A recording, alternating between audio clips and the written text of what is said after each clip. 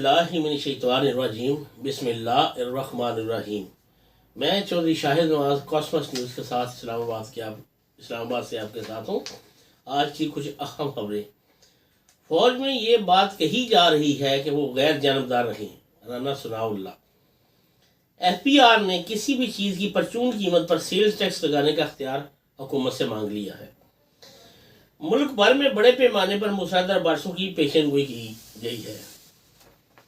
नथिया गली में लगी थी होटल की तमीर और का ठेका वज़ीर-ए-आज़म के साथी को मिल गया। इस पर फवाद चौधरी साहब का भी रद्द-ए-अमल बयान करेंगे। ओमिक्रॉन केसेस फिल वक्त लॉकडाउन का कोई इरादा नहीं। असद उमर साहब एनसीओसी के चेयरमैन और फाकी वजीर है। पीटीआई ने बैंक अकाउंट छुपाए, इलेक्शन कमीशन में गलत मालूमात फराहम की। वज़ीर-ए-आज़म इमरान खान की सियासी जमात पाकिस्तान तहरीक इंसाफ के बारे में ये खबर है, तो इससे आगे चलते हैं जी। Tehreek Insaf farm funding case में स्क्रूटनी कमेटी की रिपोर्ट बारिश का पहला खतरा है। हमजा शहबाज शरीफ का ये बयान है जो उन्होंने लाहौर पंजाब असम्बली में दिया है। अब खबरों की तफसील। फौज में ये बात कही जा रही है कि वो गैर जानबदार रहे। राना सनाउल्लाह। मुस्लिम लीग नून के रहनुमा राना सनाउल्लाह का कहना है कि DGISPR के बयान से वाज़े होता है कि हाँ, ये बात कही जा रही है कि वो खुद को गैर जानबदार रखें। एक निजी टीवी चैनल के साथ बातचीत में उन्होंने कहा कि खानेवाल और पेशावर के इंतखाबात में मुदाखलत नहीं हुई। अदारे गैर जानबदार हों तो हुकूमत एक माह में अपने बोझ से गिर जाएगी। उन्होंने कहा कि नवाज शरीफ किसी अंडरस्टैंडिंग के लिए ना किसी गुफ्तगू कर रहे हैं, न ऐसी किसी अंडरस्टैंडिंग के नतीजे में मुल्क में कोई तब्दीली चाहते हैं। जनाब चीफ जस्टिस गुलजार अहमद के बारे में उन्होंने कहा कि आपके सादक और अमीन ने 1, 2 नहीं 53 अकाउंट छुपाए हैं जिनमें इसराइल भारतीयों ने पैसा भेजा है। आप बता सकते हैं ये पैसा किस कानून के तहत आपके सादक और अमीन को वसूल हुआ। ये वाकई लम्हा फिक्रिया है कि वो मुल्क जो पाकिस्तान का वजूद ही तस्लीम नहीं करते और मुल्क में हर वक्त कहीं ना कहीं हमें ज़रबेकारी लगाने पे तुले होते हैं, उन्होंने इस हुकूमत को फंडिंग की है कि इलेक्शन लड़ें और हुकूमत में आएँ तो वो अपने ताने बाने इधर पाकिस्तान के साथ मिला सकें। एफबीआर ने किसी भी चीज़ की परचून कीमत पर सेल टैक्स लगाने का अख्तियार मांग लिया है। एफबीआर ने किसी भी चीज़ की परचून कीमत पर सेल टैक्स आयद करने का अख्तियार मांग लिया है। सेनेट की कायमा कमेटी खजाना के इजलास में एफबीआर अहकाम ने बताया कि नई तरमीम के जरिए 1000 गज से कम दुकान पर भी POS लगाना पड़ेगा, क्योंकि कई बड़े कारोबार छोटी दुकानों से किए जा रहे हैं। सेनेटर फैसल सब्ज़वारी ने पूछा कि ये तरमीम पहले क्यों नहीं आई। इस पर एफबीआर अहकाम ने बताया कि टैक्स बढ़ाने के लिए ये इक़दाम किया गया है। हमने तमाम लोगों को टैक्स नेट में लाना है और हम डेटा इकट्ठा कर रहे हैं और इसका फैसला कर दिया गया है। सेनेटर सलीम मांडीवाला का कहना था कि इस इक़दाम से मार्केट में इज़्तिराब पैदा होगा। इस निज़ाम को अभी 6 माह हुए हैं, इसलिए तरमीम ना की जाए, जिस पर चेयरमैन कमेटी ने कहा कि तरमीम को आइंदा साल के बजट तक मुहर कर दिया जाए। ये हमारे नुमाइंदे जो होते हैं ना, ये सिलेक्टेड होते हैं जिन्हें हम आवाम चुन कर भेजते हैं, वो फिर कोई खुदा खौफी रखते हैं। जो हमसे इलेक्ट होके जाते हैं, जिन्हें हम चुन कर भेजते हैं, वो लोग फिर आवाम की बात करते हैं। जहाँ भी बैठे हो ना, उनको दर्द होता है कि हमने आइंदा भी आवाम में जाना है, तो हमें वोट मांगने हैं, तो फिर किस मुंह से जाएंगे। मुल्क भर में बड़े पैमाने पर मूसलाधार बारिशों की पेशेनगोई। महकमा मौसमियात में मुल्क भर में बड़े पैमाने पर मूसलाधार बारिशों की पेशेनगोई की है। महकमा मौसमियात के मुताबिक मगरबी हवाओं का सिलसिला बलूचिस्तान और मुल्का इलाकों में शिद्दत अख्तियार कर रहा है, जो मुल्क भर में बड़े पैमाने पर मूसलाधार बारिशों का सबब बन रहा है। महकमा मौसमियात का कहना है कि कल तक कराची, हैदराबाद, जैकबाद, सांगड़, बदीन, ठट्ठा, मीरपुर खास, टंडो, मोहम्मद खान, उमरकोट, सरपारकर, जानशोरो, दादू, कंबर, शहदाद कोट, लाड़काना, शिकारपुर, सखर और शहीद बेनज़ीराबाद में गरज चमक के साथ बारिश का इम्कान है। महकमा मौसमियात के मुताबिक आज कराची में मुतला अब्रालूद और गरज चमक के साथ हल्की से दरमियानी बारिश का इम्कान है। جبکہ جمعہ کو شہر کا مطلع زیادہ تر ابرالرود رہے گا اور ہلکی بارش ہو سکتی ہے۔ جمعہ کو شہر میں کم سے کم درجہ حرارت 10 سے 12 ڈگری تک رہنے کا امکان ہے۔ اب ایک اور خبر چلتے ہیں، یہ وزیر اعظم سے ہی متعلقہ ہے۔ نتھیا گری میں ایک ہوٹل تعمیر ہو رہا ہے جس کا ٹھیکہ وزیر اعظم پاکستان جناب عمران خان کے دوست کو مل گیا ہے۔ نتھیا گری میں لاکھوں ڈالر مالیت کے لگزری ہوٹل کی تعمیر کا ٹھیکہ وزیر اعظم عمران خان کے ساتھی اور پی ٹی آئی کے درینہ رکن کو مل گیا ہے۔ تفصیلات کچھ یوں ہیں کہ عمران خان نے ان کی کمپنی سے چندہ لیا جس کا کاروبار امریکی فورسز کو عراق اور پاکستان میں سیکورٹی گارڈز فراہم کرنا تھا، جبکہ عمران خان امریکی جنگ کے ہمیشہ سے مخالف رہے ہیں۔ الیکشن کمیشن آف پاکستان کی جانچ پڑتال کمیٹی رپورٹ میں یہ بات سامنے آئی ہے کہ پارٹی ڈونر ممتاز احمد مسلم نے پی ٹی آئی کو 24,000 سے زائد ڈالر عطیہ کیے تھے۔ ممتاز مسلم بیرون ہوٹلز کے صدر اور مالک ہیں۔ انہوں نے 15 اپریل 2018 کو عمران خان سے بنی گالہ میں ملاقات بھی کی تھی۔ اس کے علاوہ پنڈورا پیپرز میں شامل 14 آف شور کمپنیوں کے 1,20,00,000 خفیہ فائلیں میں سے ایک فائل میں ممتاز احمد مسلم کا نام بھی شامل ہے۔ اسی بارے میں فواد صاحب نے کچھ کہا جی۔ اس حوالے سے وفاقی وزیر اطلاعات و نشریات فواد حسین چودھری نے کہا ہے کہ ممتاز مسلم نے ہوٹل کا ٹھیکہ اوپن بیڈنگ سے حاصل کیا ہے۔ انہیں ممتاز مسلم کی سیکیورٹی کمپنی سے متعلق کوئی معلومات نہیں ہے۔ اومیکرون کیسز فی الوقت لاک ڈاؤن کا کوئی ارادہ نہیں، اسد عمر صاحب نے یہ کہا ہے، جو این سی او سی کے چیئرمین بھی ہیں اور وفاقی وزیر منصوبہ بندی بھی ہیں۔ این سی او کے سربراہ اسد عمر نے کورونا کی صورتحال پر فی الوقت لاک ڈاؤن کا امکان مسترد کر دیا ہے۔ ہمارے نمائندے سے گفتگو میں اسد عمر نے کہا کہ فی الحال کورونا کے نمبرز کو دیکھ رہے ہیں اور اس حوالے سے پاکستان سمیت دنیا پر نظر ہے۔ فی الوقت ویکسینیشن پر زور ہے اور بغیر ویکسینیشن جو کام نہیں کیے جا سکتے ان کے نفاذ پر زور دے رہے ہیں۔ اسد عمر نے کہا کہ اومیکرون کے بڑھتے پھیلاؤ پر کیسز کی مانیٹرنگ کی جا رہی ہے، لیکن فی الوقت لاک ڈاؤن لگانے کا کوئی ارادہ نہیں ہے۔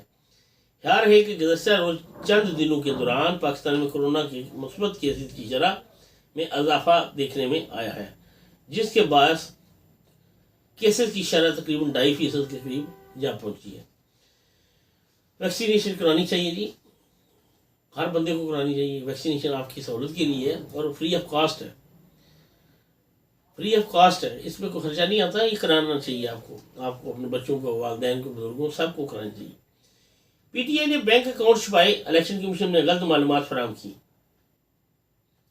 وزیر اعظم پاکستان عمران خان کی سیاسی جماعت پاکستان تحریک انصاف نے پارٹی کے بینک اکاؤنٹس الیکشن کمیشن سے چھپائے۔ الیکشن کمیشن نے احتیاط سے متعلق غلط معلومات فراہم کی۔ پی ٹی آئی ممنوع غیر ملکی فنڈنگ کے معاملے پر الیکشن کمیشن آف پاکستان کی اسکروٹنی کمیٹی کی رپورٹ کے مطابق سامنے آ گئی۔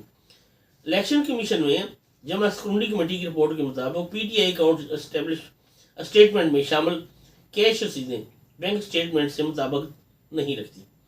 رپورٹ کے مطابق اسٹیٹ بینک کے بینک اسٹیٹمنٹ سے ظاہر ہے کہ پی ٹی آئی کو 1,64 کروڑ روپے کی احتیاط موصول ہوئے۔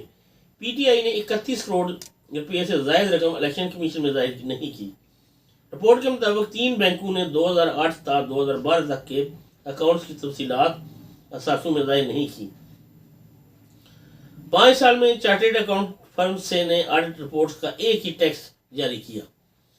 چارٹرڈ اکاؤنٹ فرم نے اپنی آڈٹ رپورٹ میں کوئی تاریخ درج نہیں کی۔ تاریخ درج نہ ہونا اکاؤنٹنگ معیار کے خلاف ہے۔ رپورٹ کے مطابق پی ٹی آئی کو 1,414 پاکستانی، 47 غیر ملکیوں اور 119 کمپنیوں کے کنٹریبیوٹرز نے حصہ داروں جنہوں نے حصہ لیا ان کے پروگراموں میں نے فنڈنگ کی تھی۔ فنڈنگ کرنے والوں میں 4,755 پاکستانی، 41 غیر ملکی اور 230 فارن کمپنیز شامل تھیں۔ رپورٹ کے مطابق پی ٹی آئی نے 2010 تا 2013 درمیان امریکہ میں 23,44,842 ڈالر کی فنڈنگ اکٹھی کی۔ اس کے علاوہ دبئی، برطانیہ، Europe, Denmark, Japan, Canada, Australia اور دیگر ممالک سے بھی فنڈ ملے۔ رپورٹ کے مطابق اسکروٹنی کمیٹی نے بیرون ملک سے پی ٹی آئی کی غیر ملکی فنڈنگ کا پتہ چلایا، مگر P T I scrutiny committee کو ذرائع بتانے میں ناکام رہی۔ سیکورٹی کمیٹی کو غیر ملکی بینک اکاؤنٹس تک رسائی نہیں ملی، اس لیے کمیٹی پی ٹی آئی کو فنڈنگ کے ذریعے ذرائع پر تبصرہ نہیں کر سکی۔ پی ٹی آئی نے گوشواروں میں M C B bank of Punjab اور بینک آف خیبر کے اکاؤنٹ ظاہر نہیں کیے۔ سیکورٹی کمیٹی اس نتیجے پر پہنچی کہ آڈٹ رپورٹس اور پی ٹی آئی کی بینک اسٹیٹمنٹ میں تضاد ہے۔ یہ تضاد عوام کو تو اس دن پتہ چل گیا تھا جب علیمہ خانم جو عمران خان کی مشیرہ ہے، ان کو سپریم کورٹ میں صادق اور امین ڈکلیئر کیا گیا تھا کہ انہوں نے سلائی مشینوں کے کاروبار میں یہ 46 ارب روپے کمائے ہیں۔ ادھر راول پنڈی میں تقریباً 400 کے قریب سلائی مشینوں کے کاروباری حضرات ہیں، ان سے اکثر گائے بگائے ملنا جلنا رہتا ہے۔ بہت بڑے بڑے نام ہیں سنگر والوں کے، رومر والوں کے، ہیں جی، ڈائمنڈ والوں کے، اس طرح کے بہت ساری مشینیں ایسی ہیں جن سے ہم اکثر ملاقات ہوتی رہتی ہے۔ تو انہوں نے بھی اس چیز پر بھی بڑی حیرت کا اظہار کیا کہ یہ 46 ارب روپے سلائی مشینوں، وہ کہتے ہیں ہمارے تو گھر کا خرچہ نہیں چل رہا، ہم پاکستان بننے سے پہلے سے راول پنڈی پرانا قلعہ پہ بیٹھے ہوئے ہیں، ہمارے آباء و اجداد بھی یہی کام کرتے ہیں۔ اسی طرح لاہور میں بورڈ چوک میں یہ سنگر مارکیٹ ہے، میرا چند دن پہلے اتفاق ہوا ادھر جانے کا، ادھر بھی لوگوں سے میں نے پوچھا بھائی آپ کے بھی 44-45 ارب روپے بینکوں میں پڑے ہیں؟ وہ کہتے ہیں جی کرایہ دینے کے لیے بھی پیسے اکٹھے نہیں ہوتے، بل جمع کرانے کے لیے پیسے اکٹھے نہیں ہوتے، ملازمین ہیں ادھر چند لوگ مانسیرا کے مجھے ملک، وہ کہتے ہیں جی بڑی مشکل سے ہم نے ایک کمرہ کرائے پہ لیا ہوا ہے جہاں ہم 5 بھائی رہتے ہیں، اور یہ پرانی مشینیں اکٹھی کر کے انہوں نے رینوویٹ کر کے دوبارہ مارکیٹ میں بیچتے ہیں۔ تو سوچنے کا مقام تو یہ تھا کہ اس دن سپریم کورٹ آف پاکستان کو یہ جسٹس صاحب جو ثاقب نثار صاحب، ان کو پوچھنا چاہیے تھا 46 ارب روپے ایک بہن کی ہے، دوسری کے بھی اتنے ہیں، تیسری کے بھی اتنے ہیں، عمران خان صاحب یہ کہاں سے آ رہے ہیں یہ پیسے؟ یہ پوچھنا اخلاقی قانونی طور پر ان پہ فرض تھا، لیکن چونکہ وہ اس وقت، میں کسی عدالت کو ملائم کرنا نہیں چاہتا، کیونکہ وہ اس وقت اتنا ہی کہنا چاہتا ہوں، ان پہ ایک ہی بھوت سوار تھا، نیاں نکالو، نیاں نکالو۔ اللہ پاک ہمارے ججز کو جنرلوں کو چھوڑ دیں، وہ تو بیچارے سارا دن دوڑ اسلحہ اکٹھا کرنا، چلو کھاتے ہوں گے یار، ان کے بھی منہ ہیں، وہ بھی کھاتے ہیں، جس چیز کو منہ لگا ہوا اس نے کھانا ضرور ہے۔ یہ حاجی ثناء اللہ ہو، امام مسجد ہو، یا کوئی بھی ہو، کسی بھی ادارے کا چیف ہو، تو بڑے میں مجھے ایک واقعہ یاد ہے کہ ایک اے سی صاحب آ کے گجر خان میں 78 میں لگے، ان کا بڑا تیل کا تھا جی، کوئی کھاتے ہی نہیں ہے، کچھ نہیں کھاتے، گھر سے دال پکی آتی ہے وہ کھاتے ہیں۔ تو ایک ٹھیکیدار صاحب تھے، تو انہوں نے بل پاس کروانا تھا، تو انہوں نے کہا جی منہ لگا ہوا ہے ان کو، میں اس وقت چھوٹا تھا، میں پاس بیٹھا دیکھتا رہا، اپنے بزرگوں کے پاس بیٹھا تھا، تو بات سن رہا تھا کہ انہوں نے کہا منہ لگا ہوا ہے، کہا ہاں جی، تو پھر تو کھاتا ہے نا جی، کیوں نہیں کھاتا وہ، مجھے بھیجیں انشاءاللہ وہ کھائے گا۔ اور وہ گیا، اس بندے نے اس کو اس بات پہ قائل کر لیا کہ آپ یہ ہمارے بل، ماشاء اللہ نیا لگا ہوا تھا ماشاء اللہ، تو اس نے اس کو اس بات پہ قائل کر لیا کہ آپ ہمارے ساتھ تعاون کریں، ہم آپ کے ساتھ کریں گے۔ تو وہ لوگ گیو اینڈ ٹیک کا معاملہ شروع ہو گیا۔ میں سمجھتا ہوں بڑے سے بڑے عہدے پہ بیٹھے ہوئے لوگ بھی اس بات پہ، مجھے یاد ہے ایک دفعہ ایک سیشن جج صاحب تھے، ان کی عدالت میں اتفاقاً چلا گیا، تو میرے جاننے والے تھے، انہوں نے کہا جی میری بھتیجی کی شادی ہے، آپ کیا گفٹ دو گے جی؟ میں نے کہا جی جو آپ کہیں گے، میرا کیس ہی ایسا تھا، میں نے کہا جو آپ، میرا ذاتی نہیں تھا کیس، کسی دوست کا کیس تھا۔ انہوں نے کیا دیا جی، فلان دکان پہ جانا، ادھر فریج پسند کھا رہے ہیں، ان کو پیمنٹ کر دینا۔ کہنے کی باتیں یہ ہیں کہ آج ہر طرف نفسا نفسی کا عالم ہے۔ ججز ہوتے ہیں نا، ان کی عدالتوں میں جو لیڈر ہوتے ہیں، ان کی ڈیوٹی ہوتی ہے کہ ان کی پارٹیز جو آرگنائز کرتے ہیں ججز، ہر سول جج اپنے گھر پہ کوئی نہ کوئی پارٹی، کوئی رشتہ داروں کی، کوئی اپنے کولیگز کی مدعو کرتا رہتا ہے، کوئی اپنے سینئرز کی۔ تو یہ ان لوگوں کے ہیڈک ہوتی ہے، یہ ساری ان کی سردردی ہوتی ہے کہ آپ نے ارینج کرنا ہے، کس ہوٹل سے کیا لینا ہے، وہ ان کا ہیڈک ہوتا ہے، راہ سے لینا ہے یا کسی اور بیکری سے سامان لینا ہے۔ اس میں کوئی بھی کسی جگہ بھی کوئی پردہ نہیں ہے، کسی بھی عدالت میں آپ ایک دن بیٹھ کے دیکھ لیں، کوئی پردہ نہیں ہوگا، آنکھوں کے اشاروں میں ہی سب کچھ چل جاتا ہے۔ میں نے بہت دفعہ ایسی آوازیں اٹھائی ہیں اور دھمکیاں بھی لی ہیں، ہاں جی، لیکن جو لوگ صراط مستقیم پہ چل پڑتے ہیں نا، پھر ان کا راستہ روکنا مشکل ہو جاتا ہے۔ یہ جو میں کہہ رہا ہوں یہ بعض لوگوں کو ناگوار گزرے گا، لیکن کہنا میرا اس لیے فرض ہے کہ مسلمان ہوں، اللہ پہ اعتقاد ہے، موت بر حق ہے اور ایک دن آنی ہے۔ صلی اللہ علیہ وآلہ وسلم کے پیروکار ہیں ہم لوگ، نبی پاک صلی اللہ علیہ وآلہ وسلم کے پیروکار ہیں، ہمیں ان کے رائے راست پہ چلنا ہے۔ اور جو برائیاں، جو بدعات ہمارے معاشرے میں ان 6-7 سالوں میں بڑی ہیں، بڑے چھوٹے کی تمیز ختم ہو گئی ہے، خواتین کا احترام ختم ہو گیا ہے، اس کو ہم نے آئندہ آنے والے وقتوں میں رینوویٹ کر کے اس معاشرے پہ لاگو کرنا ہے، اس معاشرے میں رینوویٹ کر کے ان کو اچھی شکل دے کے، تاکہ ہم اسلام کا بول بالا کر سکیں۔ یہ ہمارے آنے والی نسلوں پہ بھی فرض ہے، ہم پہ بھی فرض ہے۔ ماں بہن کی تمیز، بڑے چھوٹے کا احترام، یہ ہم پہ سب سے پہلے فرض ہے۔ جب قیامت برپا ہونی ہے نا،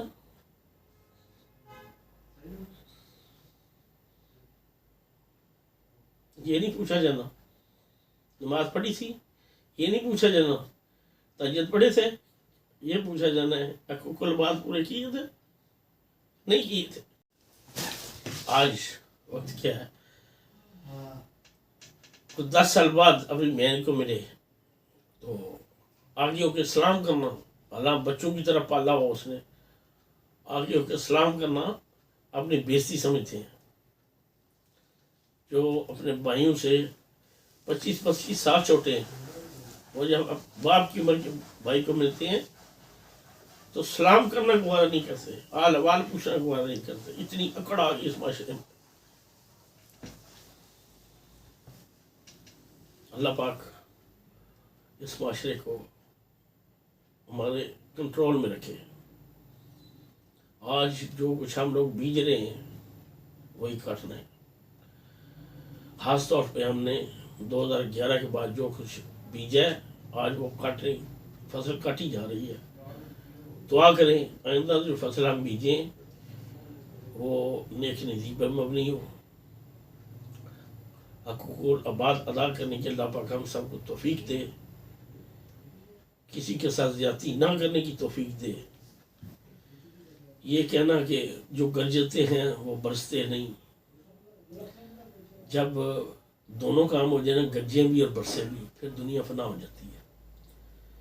ہم پڑھے لکھے لوگ ہیں، ہمیں غیر پڑھے لکھوں سے ان کو سمجھانا چاہیے، پاس بٹھا کے ان کی تعلیم و تربیت پہ توجہ دینی چاہیے۔ آج لوگوں نے پڑھ لکھ کے گھما دیا ہے۔ میں چند دن پہلے ایک جگہ گیا تو ادھر تو ایک بندہ تھا، وہ تھا ہے ہی ڈرائیور تھا، اس کے تو پلی کا نہیں تھا، اس کی حالت دیکھ کے ترس آیا مجھے۔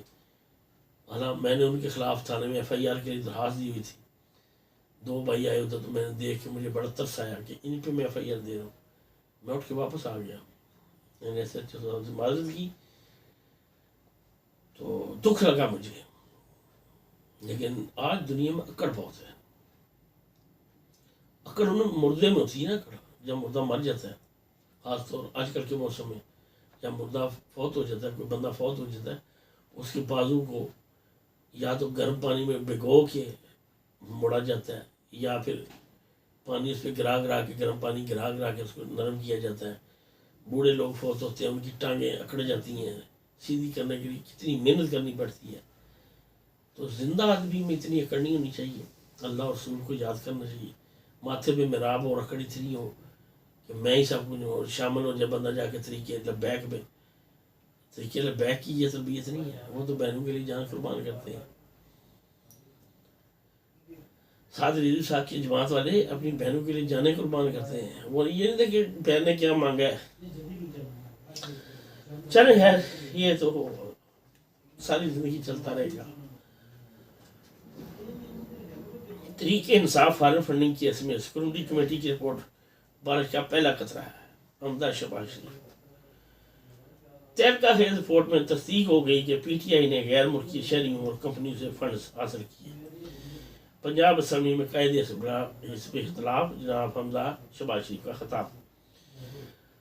یہ لاہور سے خبر ہے جی۔ پنجاب اسمبلی میں قائد حزب اختلاف حمزہ شہباز شریف نے کہا ہے کہ Tehreek Insaf form funding case میں سیکورٹی کمیٹی کی رپورٹ بارش کا پہلا خطرہ ہے۔ اپنے بیان میں انہوں نے کہا کہ تہلکہ خیز رپورٹ میں تصدیق ہو گئی ہے کہ پی ٹی آئی نے غیر ملکی شہریوں اور کمپنی سے فنڈز حاصل کیے، فنڈز کو کم دکھایا اور درجنوں بینک اکاؤنٹ چھپائے۔ پچھلے 7 سالوں سے ان تحقیقات کو رکوانے کی ہر ممکن تقاضا کی۔ عمران خان کے کارنامے قوم کے سامنے آنا شروع ہو گئے ہیں۔ دوسرے من گھڑت الزامات عائد کرنے والوں کے خلاف مستند رپورٹ چوری، خرد اور مشتبہ ذرائع سے فنڈنگ کی نشاندہی بھی ہوئی ہے۔ اس سیر پیر کی تہ تک پہنچنا اشد ضروری ہے۔ قوم کے سامنے حقائق آنے چاہیے۔ یہ فراڈ کروڑوں سے شروع ہوا ہے اور اربوں روپے تک جائے گا۔ تبدیلی کا اصل چہرہ سامنے آنے پر لوگوں کے ہوش اڑ جائیں گے۔ بہت اچھی بات ہے حمزہ صاحب، آپ بھی تھوڑا بات اپنا جو ہے شو کریں، یہ بھی کریں۔ اللہ پاک اس ملک کو تمام آفات سے محفوظ رکھے، تمام بدعات سے محفوظ رکھے، اور یہ جتنے کرپٹ حضرات ہیں ان کو لقمہ اجل بنائے، اور ہمارے لیے یہ ہمارے پاکستان کے لیے ان کے جو پیسے جمع ہیں وہ ہمارا قرضہ اتارنے کے کام آئیں، غریب غربا کے لیے کالونیاں بنانے کے کام آئیں، ان کے راشن کے لیے کام آئیں، تاکہ وہ لوگ چین کی زندگی گزار سکیں آنے والے وقت میں۔ میرا اللہ پاک اس پاکستان کو ہمیشہ سدا قائم و دائم رکھے، اس کی عوام کو سدا خوشحال رکھے۔ پاکستان